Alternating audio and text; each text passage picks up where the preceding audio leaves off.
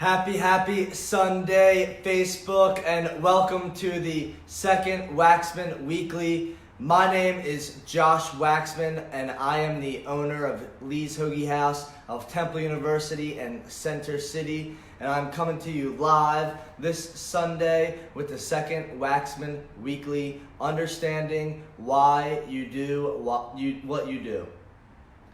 Now, understanding why you do what you do is very important when you are on your path of success, because why you do what you do will be the passion, the desire, and the faith behind, and the driving force behind everything that you're doing, everything that you are actualizing in your life. If you do not know why you do what you do, then now is the time to understand how to get that. To understand where your passion is, understand why you do what you do, and understand how the cause that creates the effect of why you do what you do shapes what you do today. Now, I know that was a little confusing for some of you guys, and I'm going to break that down for you, okay? So, the events that shape your feelings, the first step to understanding why you do what you do.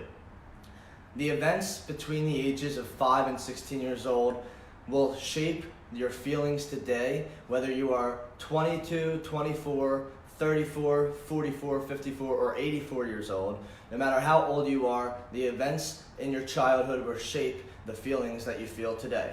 Now, when somebody embarrasses you, when somebody is mean to you, when somebody is rude to you, it's important that you understand why you feel these things. And you understand that this is a direct reflection on your security and your insecurity, on your higher conscious self and your lower egoistic self.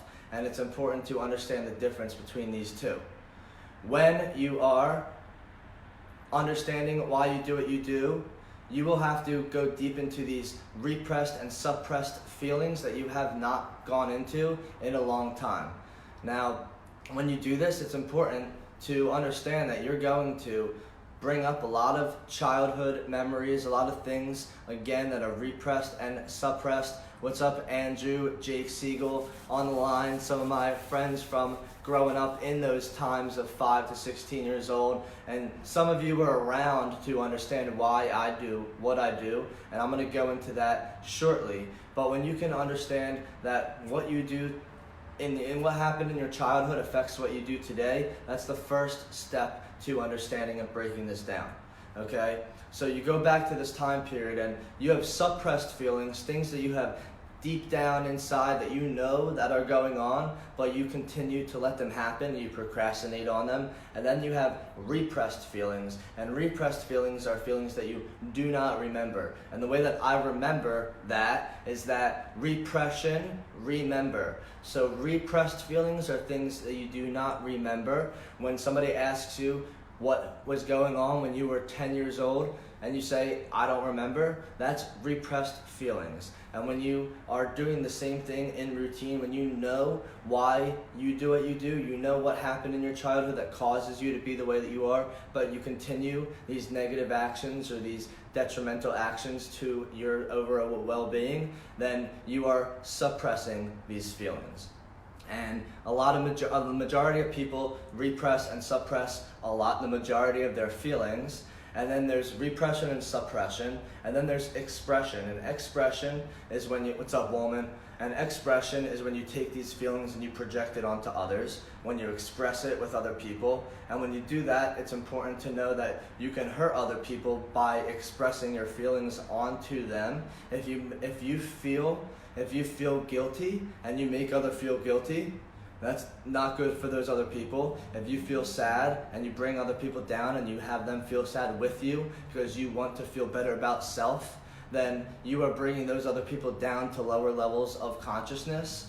And when you do that, you're bringing them down to lower levels of consciousness, and it's pretty self-explanatory what you're doing with that. You want to bring people up to higher levels of consciousness and help them and assist them with understanding why they do what they do so that they can break through. And in order to break through, you have to have a breakdown.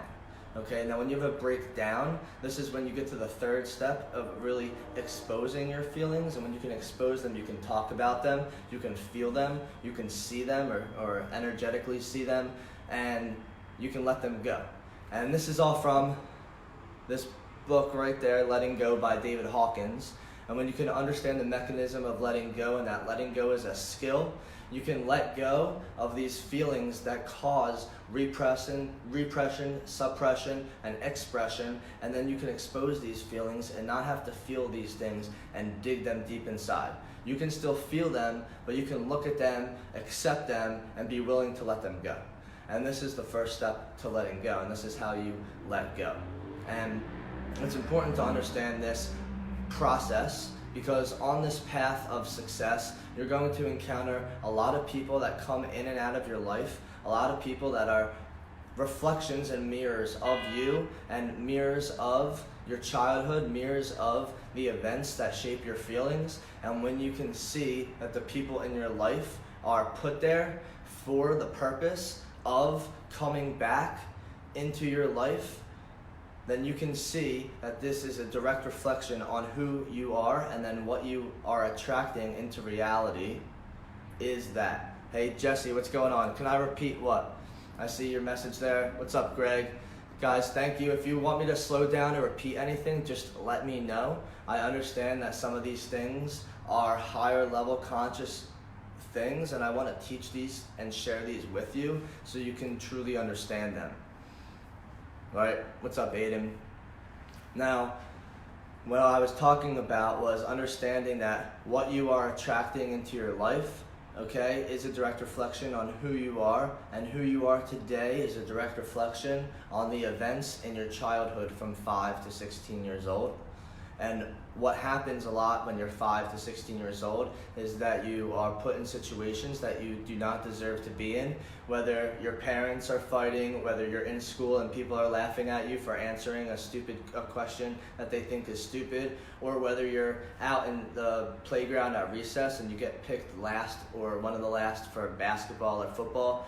All of those feelings and all of those events shape feelings of low self-esteem, of anxiety and fear and doubt. And when you have feelings of anxiety, fear, and doubt, then you will always be living in low self-esteem.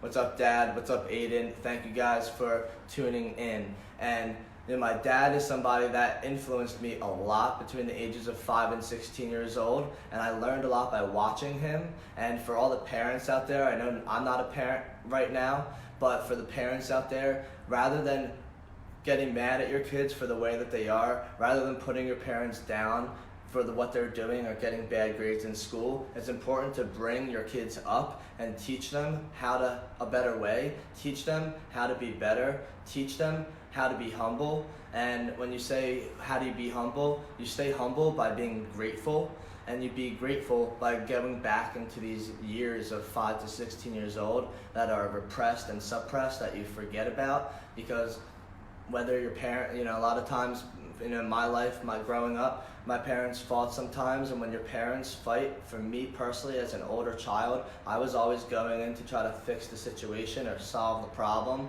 And now, I always put myself in leadership roles. I always take care of my little sister. I always take care of my people. And because I take care of people, I understand I have to be less, when you have to or you need to, these are future terms. I can just stop myself in mid-sentence and don't say I have to, but I'm committed to being more grateful and being better at that, because I don't want to put myself down. I don't want to talk bad about self, because then my ego, you have this angel on one side that's telling you great things like, Josh, you're awesome, Josh, you're going to be successful, and then you have this devil like, Josh, you're an idiot, Josh, you're stupid, Josh, you're making these bad decisions, Josh, why aren't you in Miami right now, right? These are all thoughts in your head that are going on all the time, and when you can quiet these thoughts, you can understand where you're at, you can understand what you're thinking, you can understand why you do what you do, and then you can use why you do what you do as motivation and inspiration to live the good life. And living the good life is really all about the process that it takes to get to the good life. And the process that it takes to get to the good life is hard. It is a long process. It takes 5, 10, 20, 30, 40 years, depending on what you're doing. Now, I'm not a computer science genius like Elon Musk or Mark Cuban, but these guys, or Mark Zuckerberg, right? These guys are able to come out of college, or Bill Gates, right? Come out of college, create a system or a software, sell it, or create a business around it, and instantly become multi-millionaires or multi-hundred millionaires or multi-billionaires by the time they're 25, 26 years old. I'm not going to be that, right? I'm more of a grow my business and grow a brand and take the long-term course to get there. Now, I'd love to have a computer science mindset, but I don't. So I have to understand why I do what I do. I have to understand what I'm good at and my strengths, and then double, triple, quadruple down on those things. I could be a coach. I could be in real estate. I could be a physique builder. I could be those things, but that's not what I'm best at. I am best at running the operations of a restaurant and understanding what a franchise is supposed to be ran like. And because I'm great at those things, I'm going to double, quadruple down on those things and hire or attract other people into my team to fulfill those other areas that I'm not great at. And that's a huge part in understanding why you do what you do, so then you can understand what you're good at, what your strengths are, what your weaknesses are, and then you can be very, very organized in how you spend your time, because time is your most valuable commodity. Okay, you only have 86,400 seconds in every single day, 1,440 minutes and 24 hours in every day to achieve whatever you want to achieve every single day.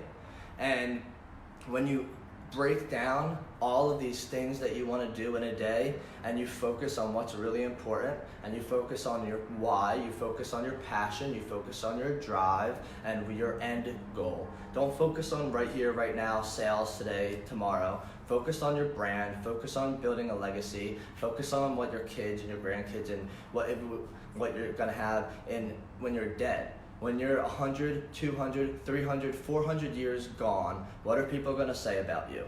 And then you can understand why you do what you do, so you can get to that place and that person, because it's not about opening up X amount of Lee's Hoagie House locations. It's not about running X businesses or changing this many people or making this much money. It's becoming a certain person that people are going to remember, that there are going to be streets named after and buildings named after and money to be donated to charities and a trust for your grandkids. And that legacy, that wealth, is what I'm looking to create. And when you can understand why you do what you do, then you can build this dream, and you can take this dream that you have that we talked about last time, and you can bring it down and then create a why around it, so that you will wake up every day with the inspiration and the motivation to fucking crush it every single day.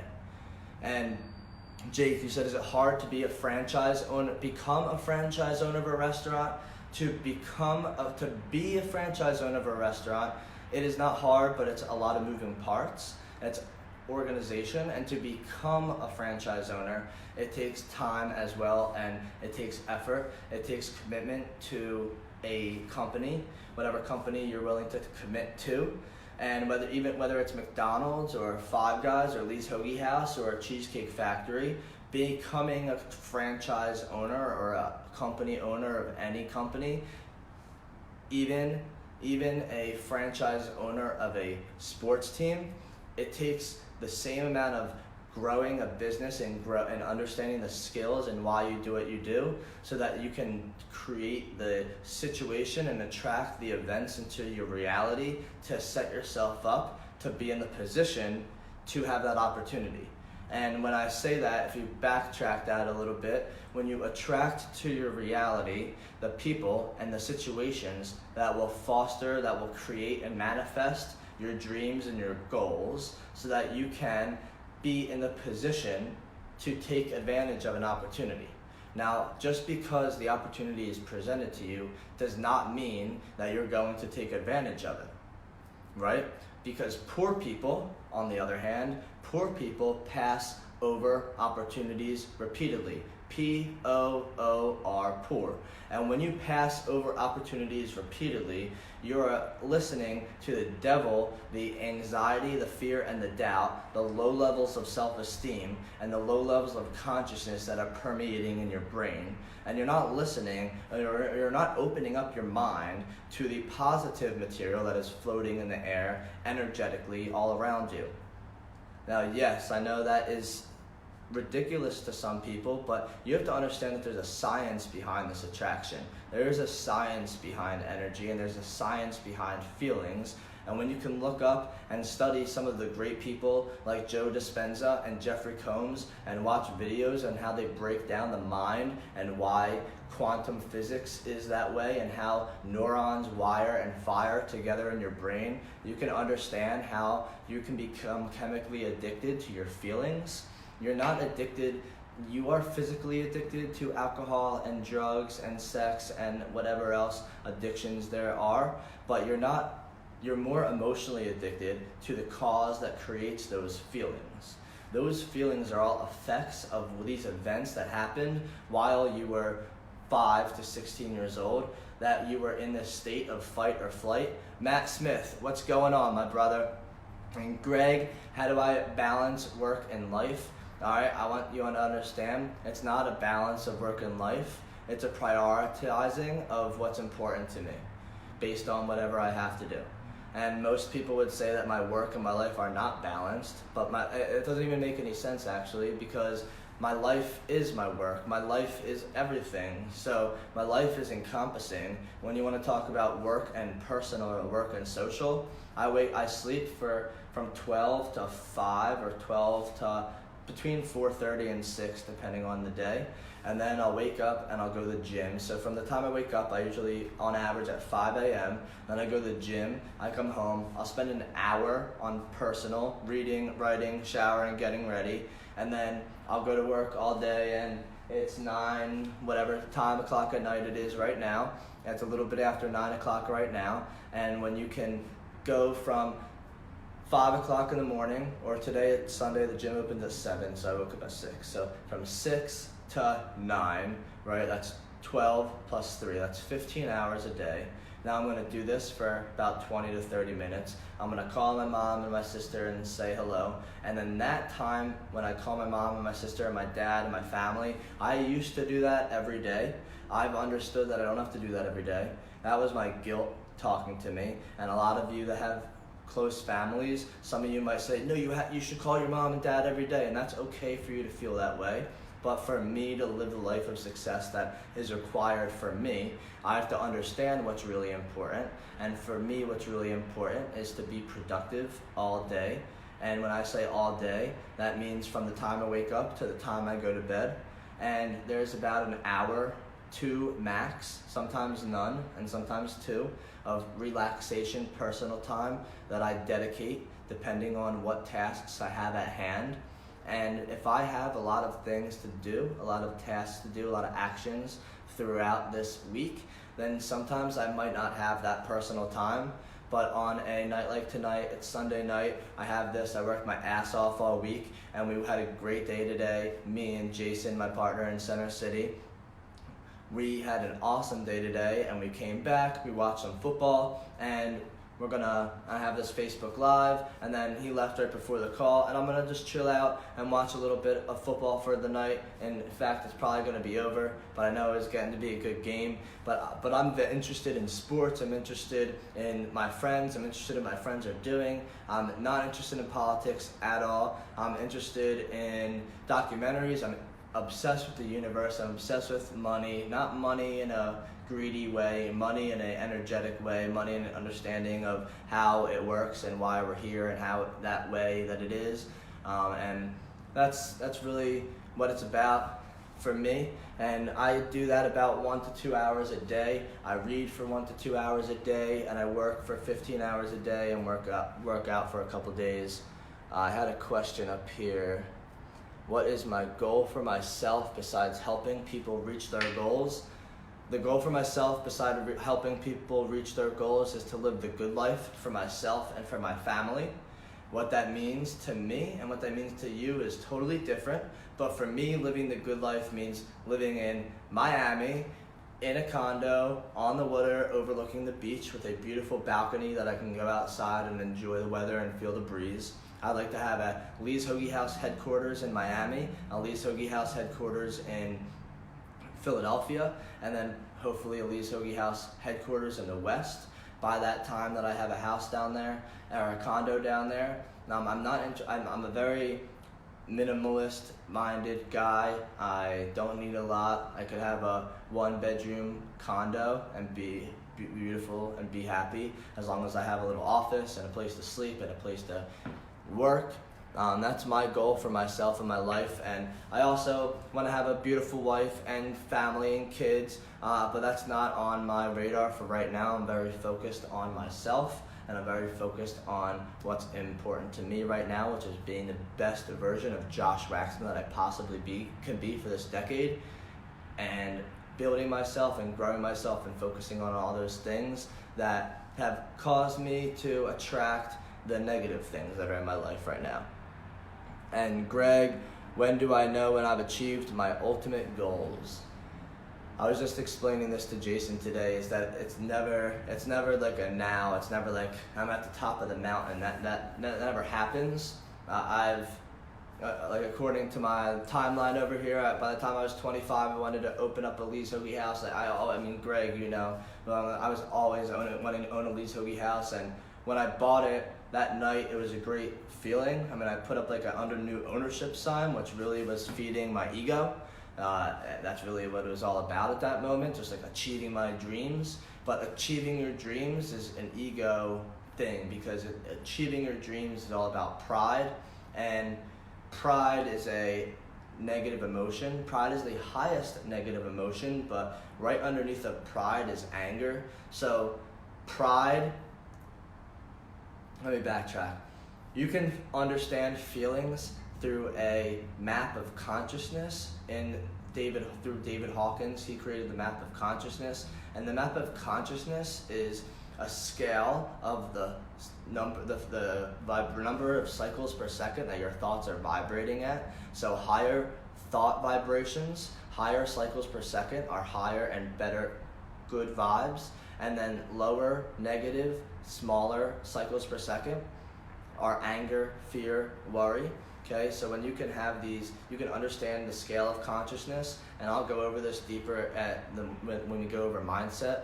Okay, but when you want to understand that you have these low levels of self-esteem, then you have this space in between fear and doubt called courage. In between fear and faith called courage, and courage is that space where you can take a deep breath and move in and just attack it without thinking about it. All right.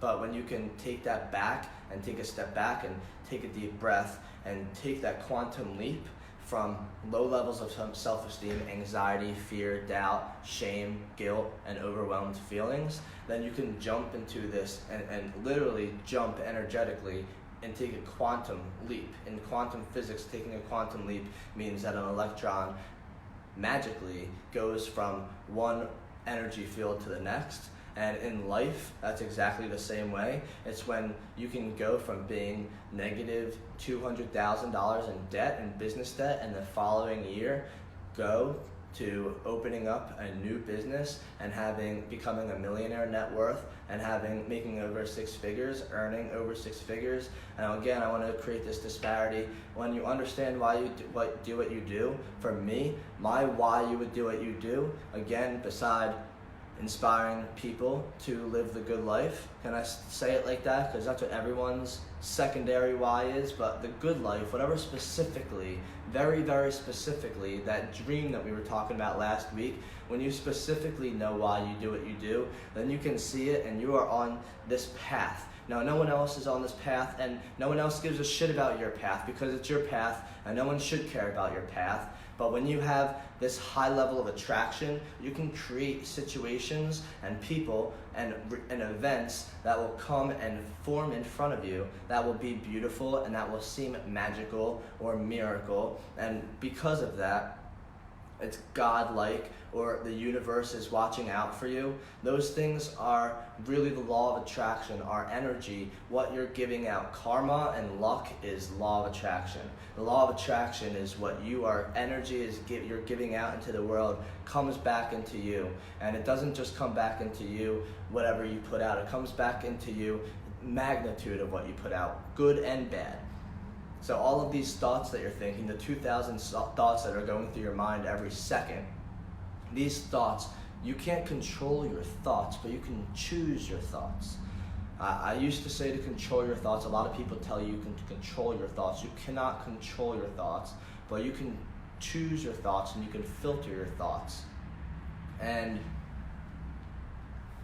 when you filter your thoughts, you can understand that your brain is like the sky. The sky is wide, the sky is endless, the sky goes all the way out to the universe, and it's endless. Now, I know your brain physically is about this big, right? But energetically, your brain consciousness is endless, is boundless. It has no boundaries, just like the universe. And your thoughts every second are limitless, are infinite, and your sky, this brain that you have with all these floating thoughts, you have anxiety, fear, doubt, worry, peace, love, joy, happiness, all floating as clouds in the sky. I can't choose which clouds that are going to float out there, but I can choose to look at the cloud over here, or I can choose to look at the cloud over here, or I can choose to look at the cloud over here. You can choose to put on sunglasses if it's a little too sunny over there. You can choose to take the sunglasses off. If it's hot over here, you can take your sweatshirt off, right? So all of these different weather things that are going out there are direct reflections on how the energy works in your brain and how the world works, and these laws of the universe that I've been studying for about 6-7 years now. These laws of the universe is how the world is arranged, is how the brain works, because at the end of the day, we're all parts of the universe. We're all atoms and molecules, just like everything is made up of. So your thoughts are just energy going through your mind, and the higher level of energy you're at, the more peaceful, happy thoughts you feel, and the lower energy that you feel, the more negative, angry, guilty, shameful thoughts you're going to feel. And you can increase your energy by shocking your system, by stepping it up, by changing yourself, because if you change the way you look at things, the things you look at change. If you change your perspective on the lens that you're looking at, if you change to look the direction that you're looking over here or whether you're looking over here, you're going to see a completely different picture. You're going to see completely different people and events and buildings and things going on, and you can choose every single thing that you're looking at. You can choose what you're doing, and you can't choose it like in time right now, because now is already yesterday. Gary Vee is huge on that. Now is already a second ago. Every time that you say now and then think about now already just occurred. So now is already in the past. You have to think about the future, and you can think about the future. When you think about the future, then you're always looking out there. You're always focused on what's ahead. You're always focused on the future. And going back to childhood, that's a huge reason why I am the way that I am, because my mom and my dad, we were always talking about the future. My dad and I always talked about 1,000 Lee's Hoagie houses. My mom and I always talked about having a house in the Caribbean. We always had dreams and visions and goals and whys, and even though everybody has circumstances, everybody has drama and family crap, and everybody has things going on in their life, and there's divorces and deaths and breakups and heartaches and great things and accomplishments and promotions and demotions and raises and fires and all different crazy things that go on. But I say crazy, but these are all real things that go on every single day that we create all this drama and anxiety around. But this is what the fuck your life is. This is what's going on. And if you feel this way, then this is a direct reflection on what's going on in your mind, what's going on in your life, what's going on in your realm of consciousness today. So if you want to change what's going on in the future, start today by understanding why you do what you do. Go back to those repressed, suppressed feelings, those events that happened when you were a child, those expressed feelings. Think about the feelings that you express on other people. Are you angry? Are you quiet? Are you happy? Are you shy?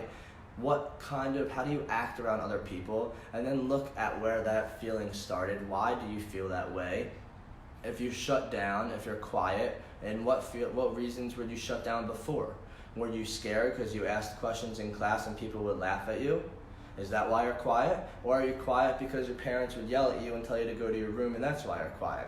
Right? Everybody has different circumstances and events that happen during that time period, and it's important that you go back to that time period, for most of you for the first time in a long time, and understand why you do what you do.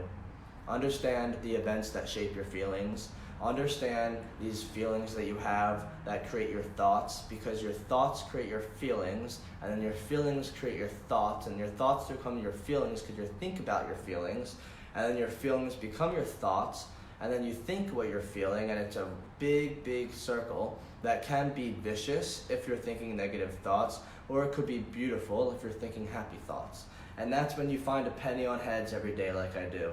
That's when great people walk into your business to apply for your business. That's when the right man or woman walks into your life that you weren't expecting. And that's when things that were tough and challenging before become easy and effortless now.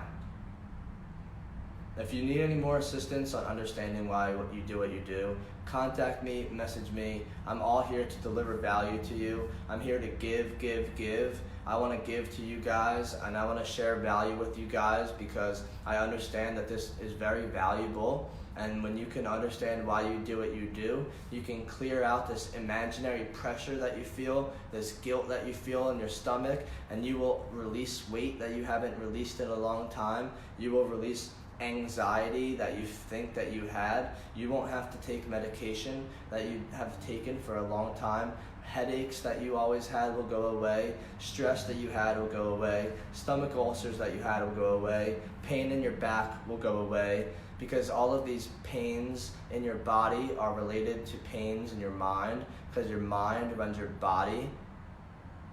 Let me say that again. All of the pains in your body are related to the pains in your mind, because the mind runs the body. And when the mind runs the body, whatever chemical, neurological addictions are going on in the mind will be reflected into the body, and you will feel these pains in other areas that you can look up the chakras. You can look up chakras and what pain points in your body through reflexive therapy. That when you touch different parts in your face and you feel pressure in heightened areas of your face, you can understand why they are there. Understand if you have tension in your jaw, that you probably bite down a lot like that. If you have tension in your eyebrows, you probably flex your eyebrows in either this way or this way, because you were either sad or crying or whatever. Right? If your cheeks hurt, you might go like this or cried, or anything like that, any feeling. And if you're feeling in your back, you may have gone like this. You may have crouched down and gone like this, and that's why you have scoliosis. All of these diseases, dis-eases, these uneasiness feelings that you have in your body are all reflections on your mind, and your mind is ran by consciousness. Consciousness runs your mind runs your body, and then full circle, your awareness runs your consciousness. So these are the 4 steps of understanding the human being and understanding how we are in the realm of the universe, is that you have awareness.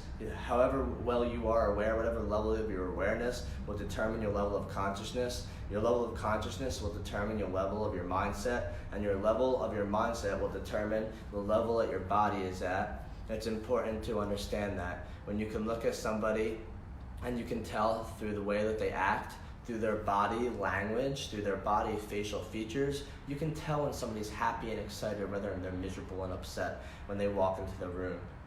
Now, all of these feelings, understanding why you do what you do, will be key in your path of success.